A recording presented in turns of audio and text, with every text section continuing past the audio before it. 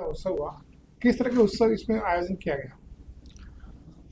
आज का उत्सव का नाम है पानीहट्टी चिड़ा दही उत्सव। इसे दंड उत्सव भी कहा जाता है। अब दंड और उत्सव दो अलग अलग शब्द हैं। इसे दंड उत्सव क्यों कहा जाता है?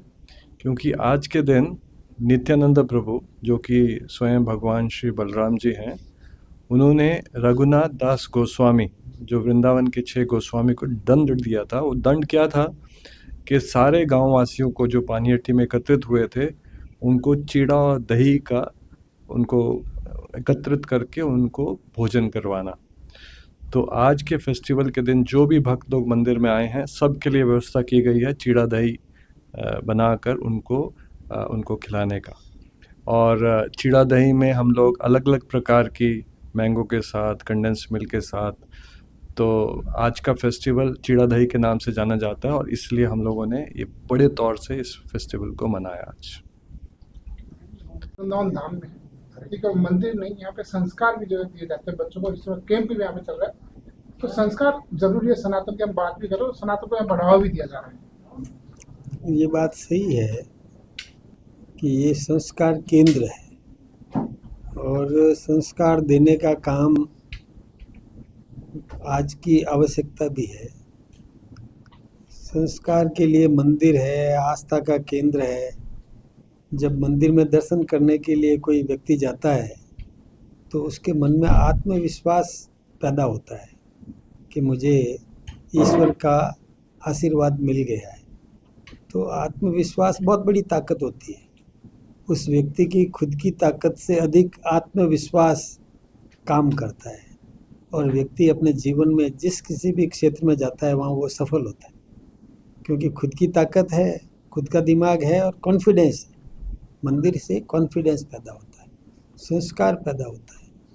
आज आध्यात्मिक शक्ति भी काम करती है, दोनों बातें साथ में है। मैंने तो आत्मविश्वास की बात कही, दूसरी आध्यात्मिक शक्ति भी काम करती है। जब व्यक्ति यहाँ भाव विभोर होकर भजन कीर्तन में तन्मय हो जाता है, तल्लीन हो जाता है, तो उसके मन में एक उत्तम विचार पैदा होते हैं। हमारे सनातन धर्म के प्रति उसकी आस्था बढ़ती है और आज ज़रूरत भी है। दुनिया में सबसे यदि सर्वे भवन्तु का भाव यदि कहीं पर है तो सनातन संस्कृति में है। इसी संस्कृति से सर्वे भवन्तु का भाव, यानी सर्वे भवन्तु सुखिना, सबके सुख की कामना, और कोई करे कि नहीं करे, लेकिन हमारा ये सनातन धर्म करता ही है।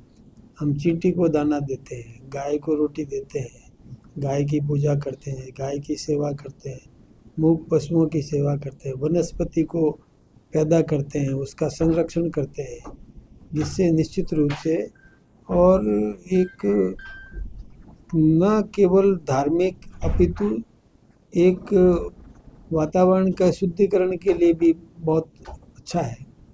इसलिए ये ऐसी संस्कृति ये आजकल की आवश्यकता भी है।